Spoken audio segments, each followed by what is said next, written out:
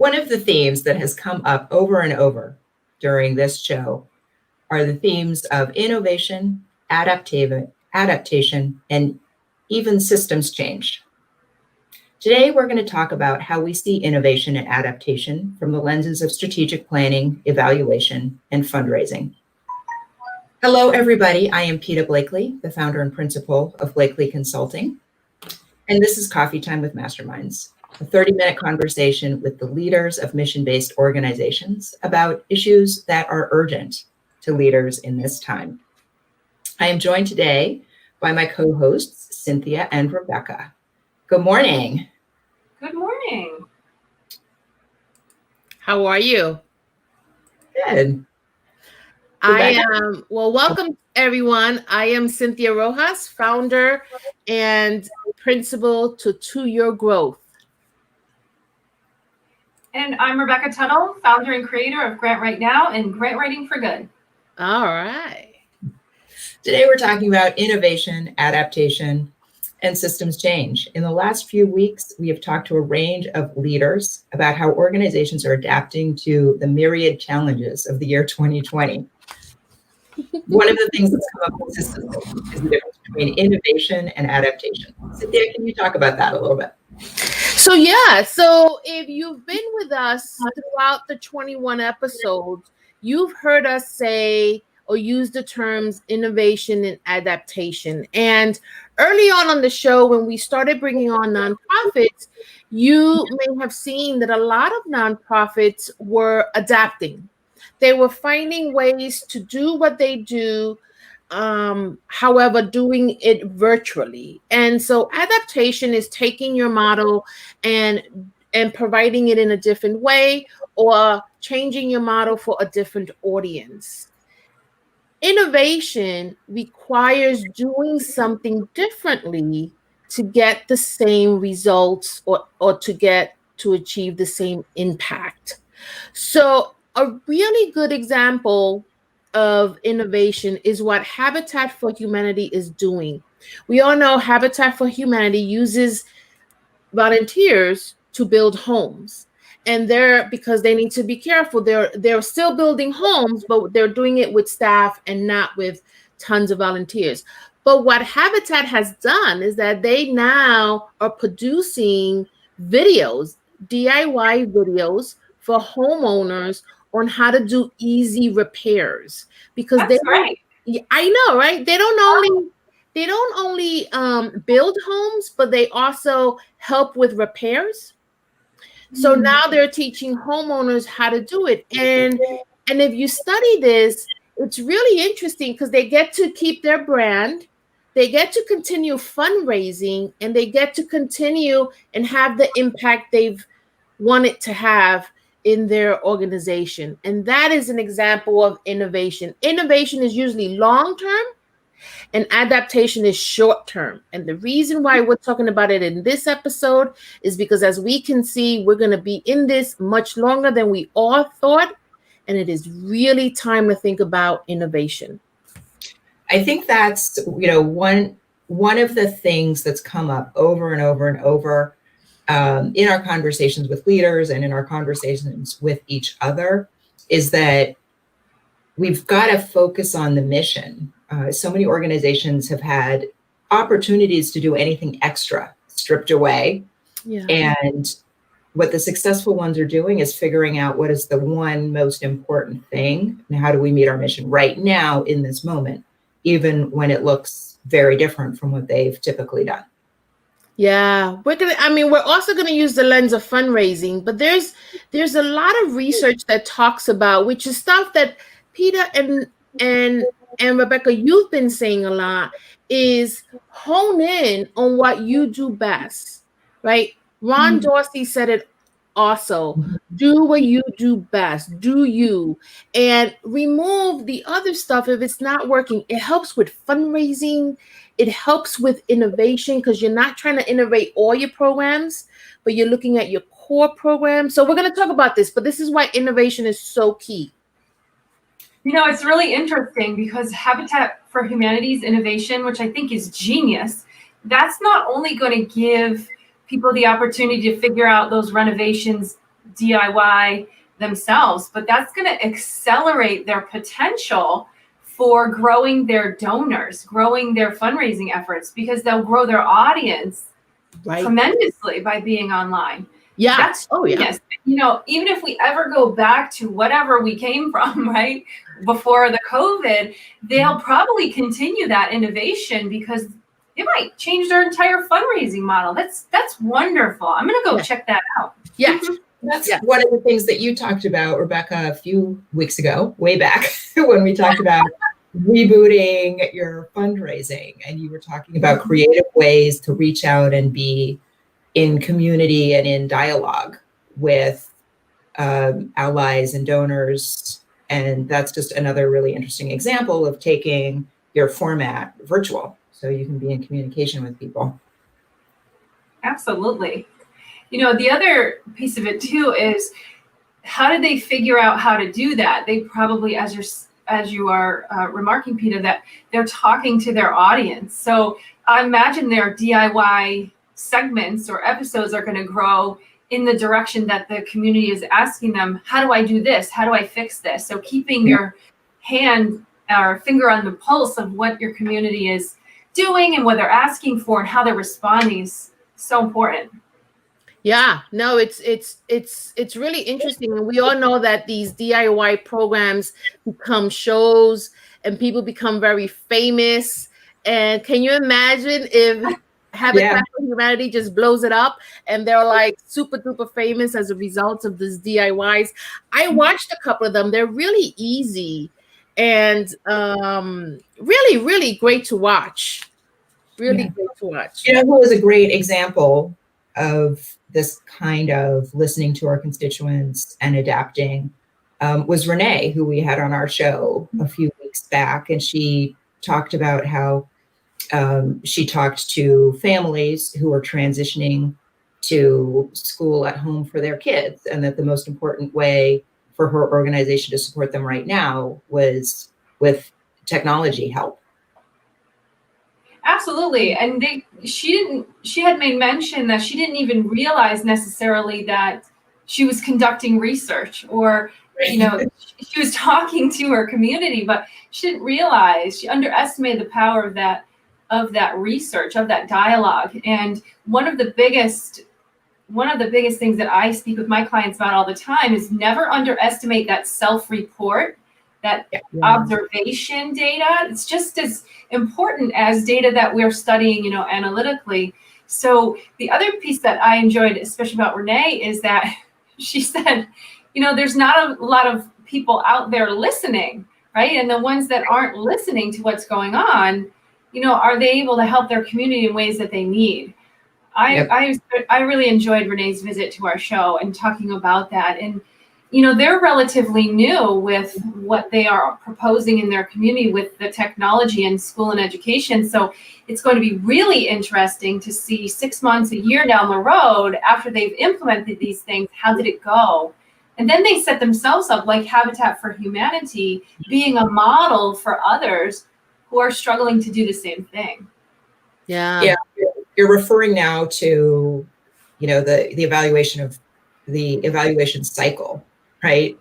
Something like plan, do, understand, adjust. You know, there are various ways of communicating that cycle. We tend to forget about it when we're making these adjustments on the fly, which is how we might be thinking about our adaptations right now. But it is well worth documenting them, saying, what was the problem that we were trying to solve? What did we do? How has that worked? And therefore, how are we going to amend, right? Because there are a lot of things that could happen out of this. It becomes a great practice that we sustain forever, right? Or we experiment with some other way of solving a similar problem. I think just assuming that these adaptations or innovations are going to go away in a few years would be short-sighted and would be underselling the effort that we put into them. Yeah, Peter, I've always enjoyed hearing your model, and maybe this is a good time to talk specifically about the logic model and adapting it and innovating, because one of the things that I have learned through the course of time is also innovation takes real intention, and at its best, it brings a diverse group of people together. So people from different fields. So if you're going to go virtual, right, then you want to think about bringing in some people who can manage platforms, because your platforms are going to expand, and be ready for that, right? So bring different and diverse skills to your team, and that is where innovation blossoms. But talk to us about the logic model, because I really appreciate your model for innovation. I think so many organizations have logic models and I don't mean to be offensive to Rebecca here, but they write them because funders are asking. It's in the grant application, and then it just gets left on the shelf with the rest of the application. And that is such a waste of your good time thinking and documenting your process.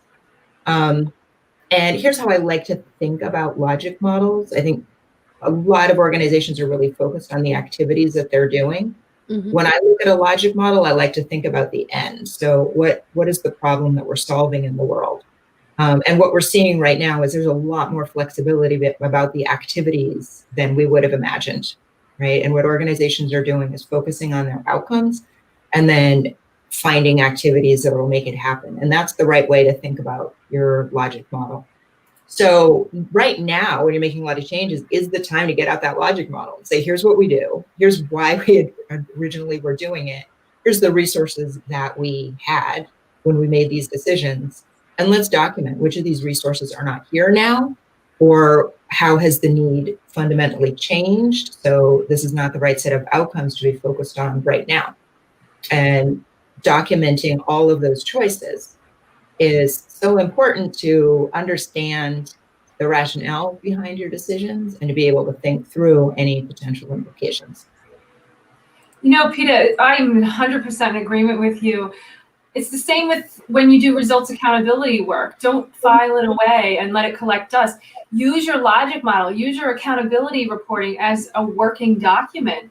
And, it's funny because when newer grantees, they are trying to report out on how did it go at the 6-month mark, or how did it go at the end, what were the challenges.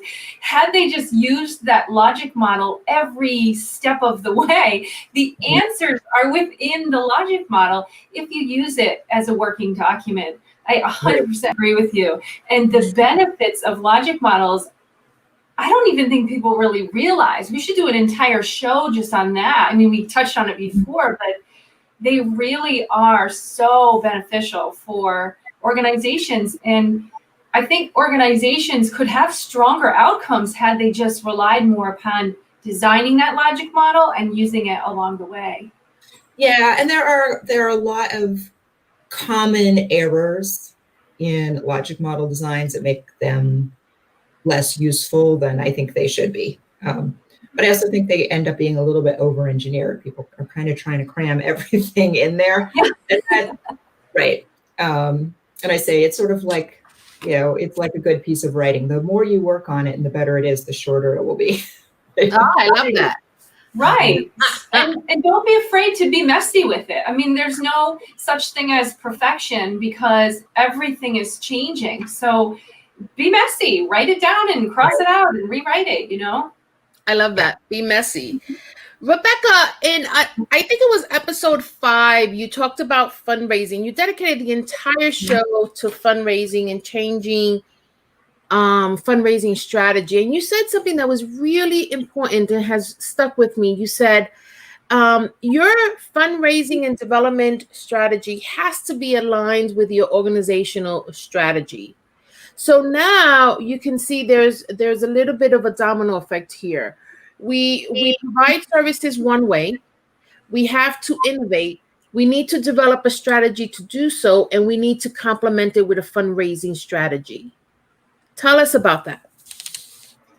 Well, I think that organizations have to be clear, first of all, about their adaptations that they have made. And then they also have to be clear about the distinction between an adaptation and an innovation, as you so eloquently described, Cynthia, and communicate those ideas, those themes to their board, to their donors, to their community. And nonprofits should be thinking about how are those adaptations and innovations being carried out, and how are they communicating those with their donors? Because as we just mentioned with the Habitat for Humanity, for example, they're probably going to accelerate their growth being in a new platform if they incorporate the right team members around the table to help them grow there. But they're probably going to also have massive growth of donors and community engagement being on new platforms. And how are they communicating what they're doing with those donors? Because donors like to know, what am I contributing to? And also funders want to know, what is it that we are supporting? What are we funding? So I charge people with a task. I suggest send that information out to your community, to your donors, to your funders. Write them a letter. It doesn't have to be any sophisticated messaging.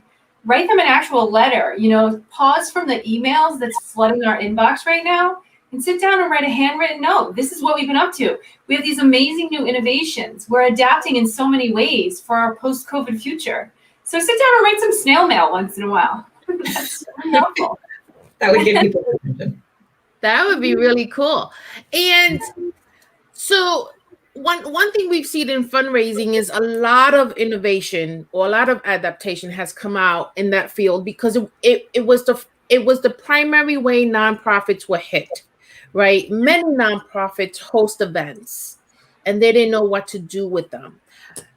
There were a bunch of nonprofits who just simply canceled them, and there were others who tried to see if they could bring it virtual. And adaptation, an example of adaptation in fundraising is taking what would have been a live event and putting it on a virtual platform. That can be painful, if you can imagine, right? Because, and we talked about this, Peter and I like to get dressed up and go to the event because it's such a big deal, right? And we sit through the dinner and we love it. We're not sure we want to sit 4 hours in our living room with a fancy dress on, right? Yeah. So, but there are organizations that are hosting virtual events, fundraising events, and doing really well. And let me give you just a short example of the difference. Is the research says, and they already have tons of research on this, that if you do an online fundraising event, it should be 53 minutes long. I love the exactness of that. And not 4 hours. You can have pre-designed breakout rooms, almost as if you were in a banquet hall and you could go to different places, right? Organizations are maxing out their online auction, which is an area where you could really expand your audience. So organizations who've been able to innovate, not just duplicate what they would have done live, but do something really different. Send a care package. There are organizations sending care package so that when you participate, you brand the event, are doing well. Some are saying, admittedly, they're not bringing in as much as they would have, but I think that will come in time. I think there's another external factor where people are also, there's an extreme unemployment happening in our nation, and so that's impacting. But that's an example of innovation in the fundraising world. Yeah. But I also think you have to think about, as you're innovating and adapting, where you are investing your nonprofit resources. If your event was canceled in person and you're trying to raise that same revenue or more in an online event or a virtual event, then you need the right expertise to help you pull off that virtual happening. And so you have to invest in other areas, and you have to take the risk of, maybe that investment is a lot higher than you're comfortable with, but if you invest with the right team who can pull that off, then the investment will pay off in donations and sustainability for your organization in the long run. So I think just as much as nonprofits are asking people to invest in them, they too now are having to really make investments themselves, which before that there wasn't so much pressure there. I see it all the time with the clients I'm writing with, right? We're trying to diversify our funding streams, and you have to take the risk and weigh the risks. Maybe you could do that from a logic model. Should help you do that, and a plan, do, check, act cycle should help you do that. Yeah, yeah. All of these are little experiments, and I think we need to think about every adaptation and every innovation as it's worth checking, right? It's not necessarily a commitment, it's an experiment. Yeah. I think for preparing for this show, because this show was also intended to be a recap in all that we've learned in this area, Rebecca, early on, you had also talked about an outreach strategy. You had the 8 days to outreach. Did I get that right? And so you know this, but I learned it preparing for the show is that there are many fundraising professionals who are going back to basics, donor stewardship, right? One donor at a time. One, if you are not planning an event, you probably have more time now, right? And one of my criticisms in that show about doing events is that if you do too many, you don't maximize what the event was intended for, and that's to follow up with potential new donors that now know about your mission and why you matter. And this is the time to do this. And so I was really impressed by how many professionals are talking about in this industry are talking about, let's go back to basics. Let's talk to our donors. Let's pick up the phone and let's bring the donors and the constituents together, which is what you said in the opening of this show, so that they can learn each other and see what the needs are, and donors can understand why the innovation is important and essential. It also reminds me of what Ron was saying about. I was just going to say that. Right, the micro to the macro, about how maybe the entire system is also worth questioning and interrogating. And given that everything is on the table, should we think more thoughtfully, more carefully about how we define the philanthropic community, about how we think about micro philanthropy, and how different organizations work together to address these problems? Yeah. I'm writing up a curriculum on that very subject. I can't wait to launch it. It talks about that very thing. I'm really looking forward to that. It's really interesting. There's a lot of people hurting right now. A lot of people in disarray. A lot of people depressed. And what we're looking for is somewhere to connect, people to connect with, a cause to connect with.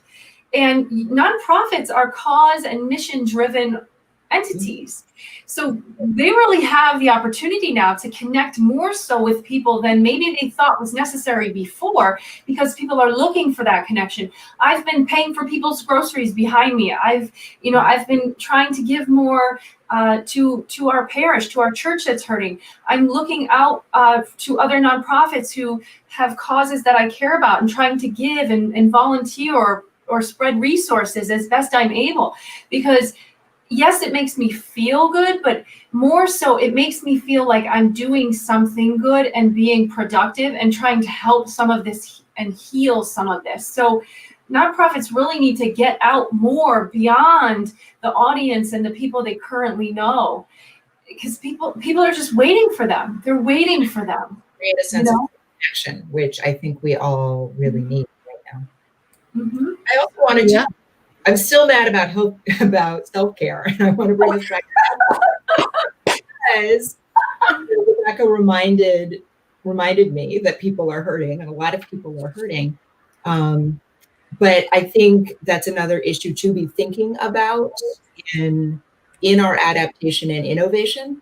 And an important thing to be keeping an eye on is, how do any of these adaptations and innovations push the responsibility down onto more vulnerable people?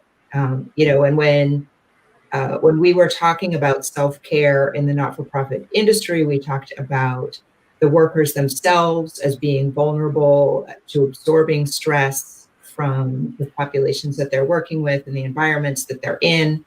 And we talked about the capacity of higher need communities to collect their resources and overcome adversity.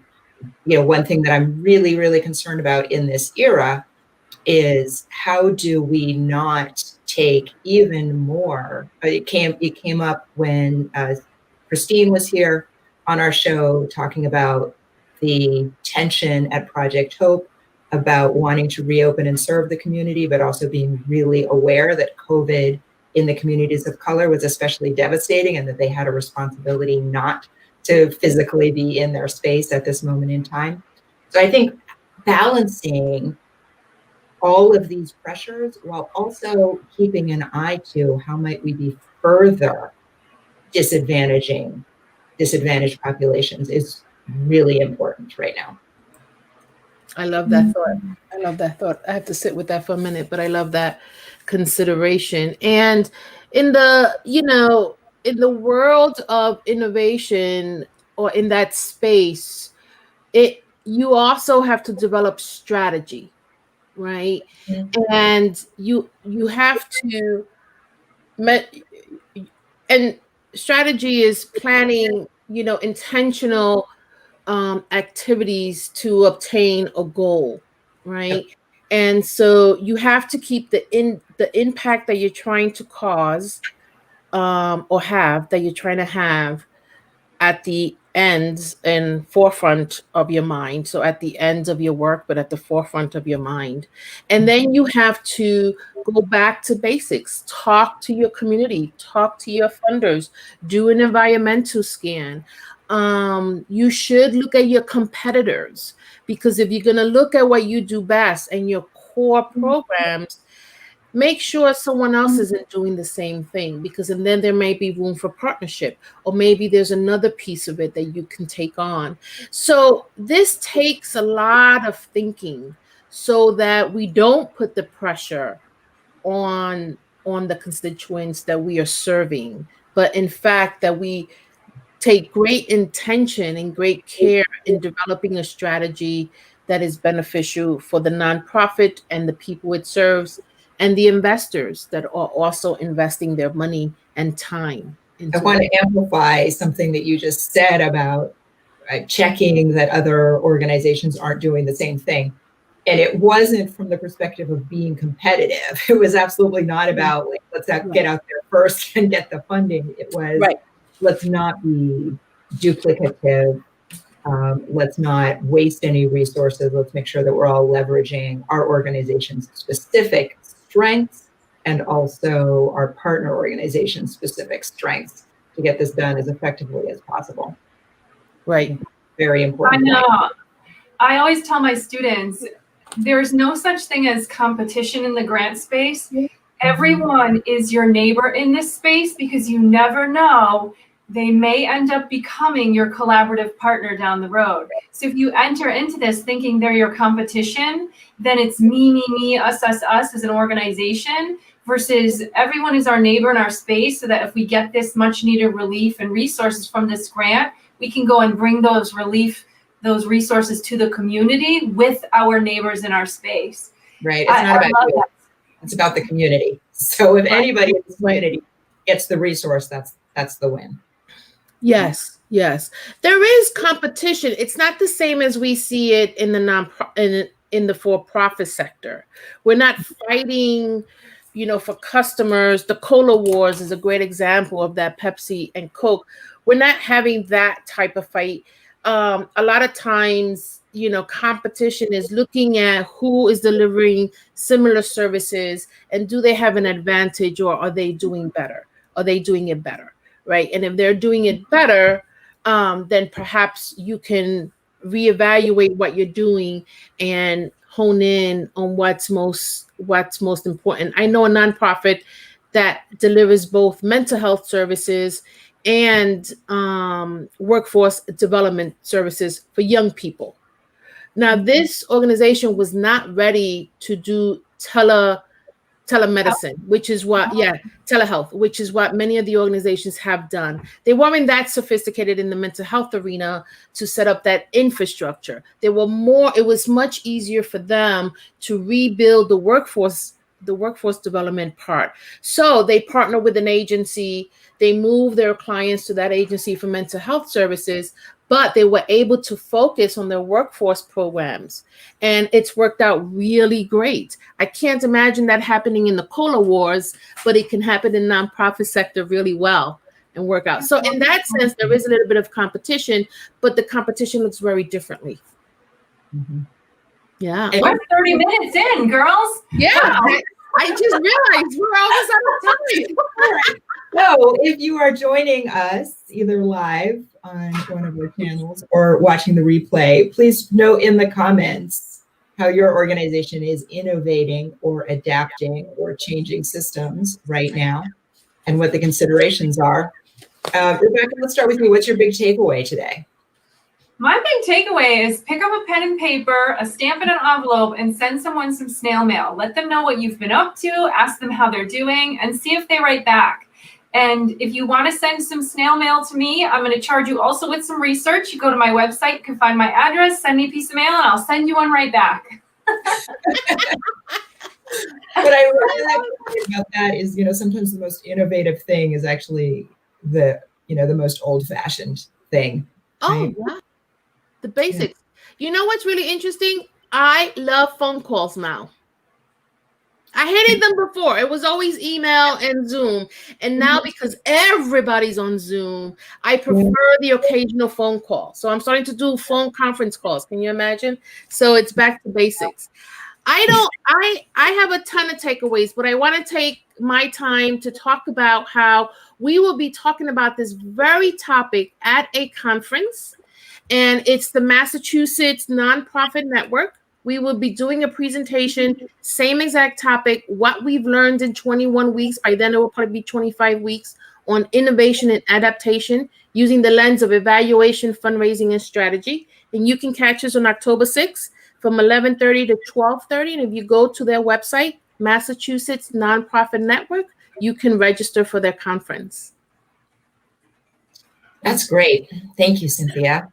I mean, my big takeaway is I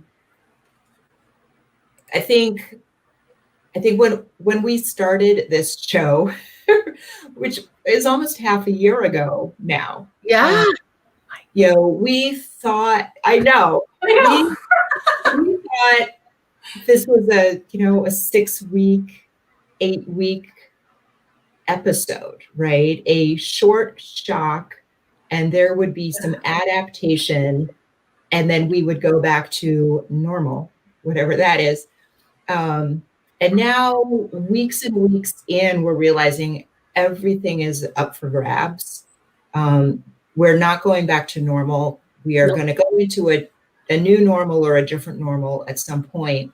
But in the meantime, this is in crisis is an opportunity, and organizations, individuals, communities right now are doing some very interesting, creative, and innovative work about showing up for the communities and causes that matter to them. Absolutely. I think you link up with the survey. Oh, yes. And I forgot to tell you, everybody, we need your help. We need your feedback about our show because we are doing our own Plan, Do, Check, Act cycle. And so we need your feedback about the survey. Is the link in the banners? I'm trying to find it. Okay. We will put it in the comments below. Below this show, there will be a link to a Qualtrics survey. And we need you, whether you've watched this show one time or you've seen every single episode or you watched for a few minutes one time and didn't really like it, we need you to click on the link and give us some feedback so we can plan for the next few weeks. And if I can end the show with this quote that came from Dr. Jackson, I think episode 11, when he said, "What used to be will never be anymore." We'll see you next week on Coffee Time. Have a great holiday weekend. Yeah. Bye-bye. Bye.